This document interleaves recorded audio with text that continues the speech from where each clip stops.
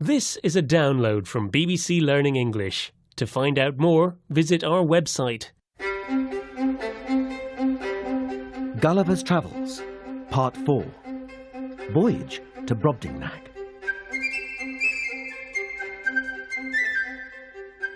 My name is Gulliver. Let me tell you the story of my second voyage to the strange land of Brobdingnag. I had spent the winter in England, but soon became restless.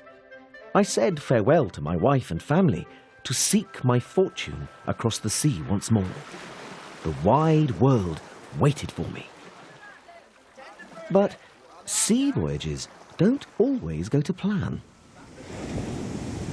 A huge storm blew up, and when it passed, we found ourselves Land ahoy! at an island. Food and water. We get what we need and set sail. And men, stay armed. It was barren and rocky. I set off alone to explore, but I found nothing.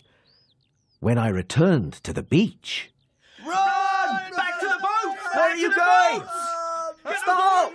The men were already back in the boat, rowing for their lives, and... a huge creature was chasing them. Like a man, but so tall. I can't tell you what happened, for I turned and ran for my life. I ran into a giant field, where I hid under stalks of corn, rising 40 feet into the sky. What is this place? I felt sick. Across the field, I saw another man creature, as tall as a church steeple, harvesting the giant corn. What have we here? Don't eat me! He spoke a strange tongue. Like a little man! Just then, he scooped me up, close to his face. His breath was foul. I think the wife would like to see this. And he tucked me into his coat pocket. How I trembled with fear as he walked back to his house. Ah! It's a mouse! Get it out of my kitchen! The farmer's wife was shocked when she saw me, for there I stood on their kitchen table, his whole huge family looking at me. It's a man! So tiny! He must be hungry, Mother. Here, give him some meat. Oh, thank you! And they pushed a huge slice of meat my way, with a thimble of ale. Watch him eat. Wait, you can eat. My drinking seemed to amuse them. The ale made me a little bolder, and I did a little dance for them. Perhaps they would treat me well. But just then... What's that? a huge baby! That's what it was. Thankfully, the baby soon fell asleep. And so did I. The farmer's daughter tucked me into bed with a handkerchief for a blanket. It was heavy and rough, like the sail of a warship. But I was exhausted.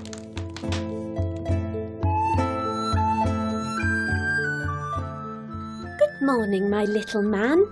My name's Glumdalclitch. Glumdalclitch. Glumdal? Oh, what? Your name? Glumdalclitch? Oh, he said my name. He's so cute. I'm Glumdalclitch, and you're... She's asking my name. I'm Gulliver. Gulliver! The farmer's daughter must have been only 9 or 10 years old, and a mere 30 feet tall. She was kind to me, and became my closest friend. Over the next days, she taught me their language, which I learned fast. Life was good, for a while. Gulliver, we're going to town. Come here. To town? Yes, sir, of course. Don't worry, Gulliver. We're taking you to market so that people can see you. You've become quite famous. Here, I've made this little travelling box. Why, thank you, Glumdalclitch. I climbed inside and off we went. The journey was bumpy, like rising and falling in a ship in a great storm. Finally, we came to a rest somewhere indoors. Now then, little man, let's see if we can earn ourselves a pretty penny. Ladies and gentlemen, I give you the smallest man in Brobdingnag. And the farmer opened the box. Out I stepped onto a table in a room full of giant people. Now, Gulliver, show them what you can do. Good day to you all. I am Gulliver. And so I performed for them. I danced and fenced with my sword. I drank another thimble of ale. The crowd loved me. That's 3 crowns each. Next performance at 6 o'clock. Thank you, madam. Thank you, sir. And so it went. The next day we did 3 shows, then 10 the next, then 15. I was exhausted, but the farmer kept pushing me. Poor Glumdalclitch tried to stop him, but it was no use. Father, he can't go on. He must rest today.